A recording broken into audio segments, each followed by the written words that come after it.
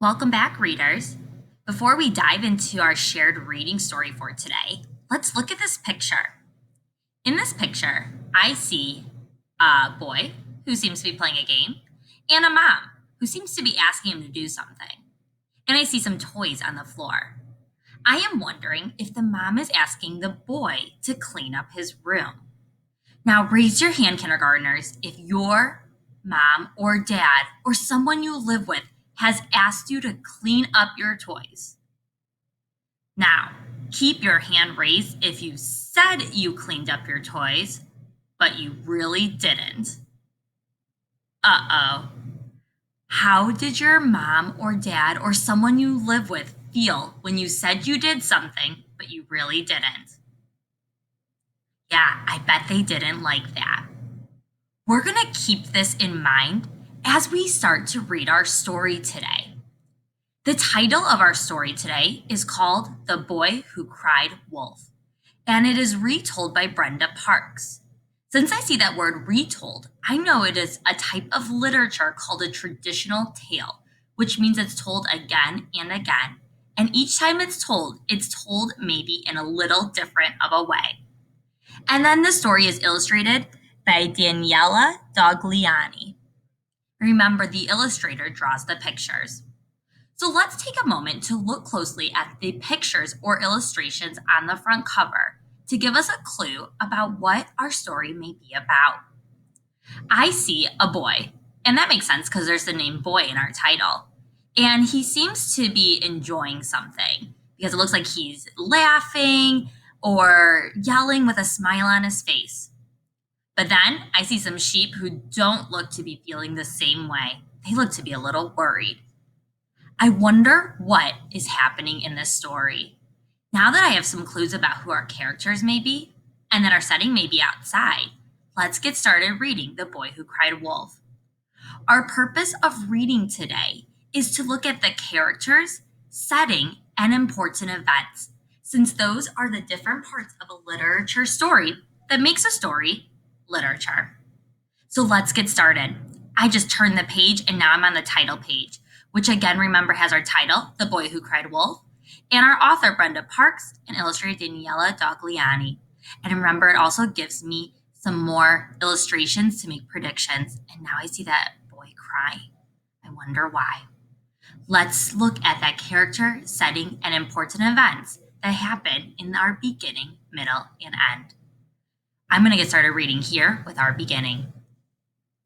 There was once a shepherd boy who had to look after the village sheep. Day after day, he sat on a hillside. Day after day, he watched the sheep as they grazed. Day after day, he grew more and more bored. I know I don't like being bored. I wonder if he does. Kindergartners, in the beginning of our story, we are introduced to our characters. Our characters is, so far, the boy. And he's not just any boy, he's a shepherd boy. A shepherd boy means his job is to look after animals, like the sheep, which I see is another one of our characters in our story. I'm looking now for the setting. And the setting, it says, is on a hillside, which I can see from my illustration means it's somewhere outside where there's a lot of space and grass. And I'm now looking for what is happening in this story. I see that the boy is sitting on the hillside and every day seems to be the same. He is bored with his job of looking after the sheep. I want to remember that this is the first event in our story. So I'm going to write a 1 here. I'll even circle it to help me. Because this is the first event that happens, which we call the beginning, as you know. Now, let's continue reading our story to see what may happen. Because I know if I'm bored, I try to entertain myself and find something to do. Let's see if the shepherd boy does the same. I'm going to start reading right here. One day, the boy decided to play a trick on the villagers. He cried out, "Wolf! Wolf! A wolf is chasing the sheep!" The villagers rushed up the hill to help, but when they arrived at the top of the hill, there was no wolf. "Where is the wolf?" they asked. Ooh, I see we are introduced to some more characters, and those characters are our villagers. I'm going to highlight that because I see that they are running up to help, looking so concerned. Let's see what happens. I'm going to start here. The shepherd boy laughed loudly. "Ha ha ha! I was only playing a trick on you. There is no wolf." The villagers were very angry. "Do not cry wolf if there is no wolf," they said. A few days later, the shepherd boy grew bored again. He played his trick again. He cried out, "Wolf, wolf, a wolf is chasing the sheep." Again, the villagers rushed up the hill to help. Again, they found the boy laughing because he had tricked them. The villagers were very, very angry. "Do not cry wolf if there is no wolf," they said. Wow. So far in the middle of our story, I see that our main character, the shepherd boy, is playing a trick on the villagers. Now, I know when I play a trick, it's to make other people laugh. But I don't see the villagers laughing at this trick. I'm wondering if he's really not making a funny trick, but instead a mean one. I am going to get my pen and write a number 2 because this is the second event that is happening in our story. We know the second event or part of our story is called the middle. I see that these villagers are really upset at what is happening, and they're upset because they are running to help for a wolf that does not exist.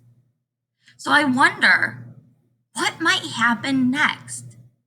Take a moment and share your prediction with someone sitting next to you.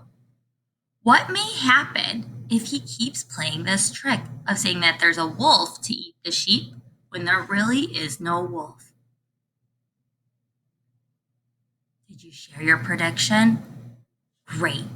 Let's keep reading to check our prediction. Later that day, the boy saw a real wolf prowling around the sheep. Shaking with fear, he yelled, "Wolf! Wolf!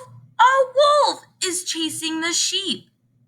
as the wolf scattered the sheep far and wide. But this time, no one came up the hill to help. The villagers thought the boy was trying to trick them again. Let's pause for a moment, kindergartners, and check our prediction. Give me a thumbs up if your prediction was correct, that there would actually be a wolf and no one would believe him and come to help. Or a thumbs down, you had a different prediction, but now you're changing it to fit the events of the story. Awesome. Both are okay, as long as we're asking ourselves what really happened. Well, what really happened is there was a real wolf, and our sheep are scared because he's going to eat them. The boy has no one to help him because they still think he's playing a trick. Oh no. That evening, the villagers wondered why the shepherd boy did not bring their sheep home.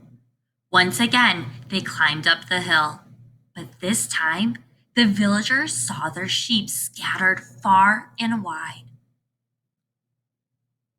They found the shepherd boy sobbing. What is sobbing? I'm going to look at the illustration to help. Looks like he's crying. I bet sobbing means he's crying. I'll read that again to understand. They found the shepherd boy sobbing. "Why didn't you come?" he asked the villagers. "Why didn't you come? There really was a wolf here." "We didn't believe you." "We thought you were playing a trick again," said the villagers. Nobody believes a liar, even when he's telling the truth.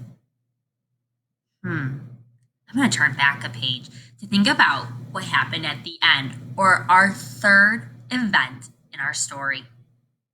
I see that the boy is really upset because there actually was a wolf and no one believed him, even though this time he was telling the truth. I'm going to put a 3 here for the end of our story, so this is the third part of our story. I see that the boy must have learned a lesson from these events that he had in the story. In the beginning, he was bored, and so in the middle, he played a trick that there was a wolf, but really he was lying. So at the end, when there actually was a wolf, no one believed him. And here, it says nobody believes a liar, even when he's telling the truth. I am going to put a star here because I think that this is the lesson that he learned. When a character learns a lesson in the story, we call it the central message. What's it called? Good, central message. I think he learned that he needs to tell the truth so that people always believe him. And that reminds me back to when we talked about our toys, that our parents would want us to tell the truth as well. Boys and girls, that is the end of our story, and I see that because it's the back cover. Head to our add response button to share with your teacher what events happen in this story. Thanks for listening.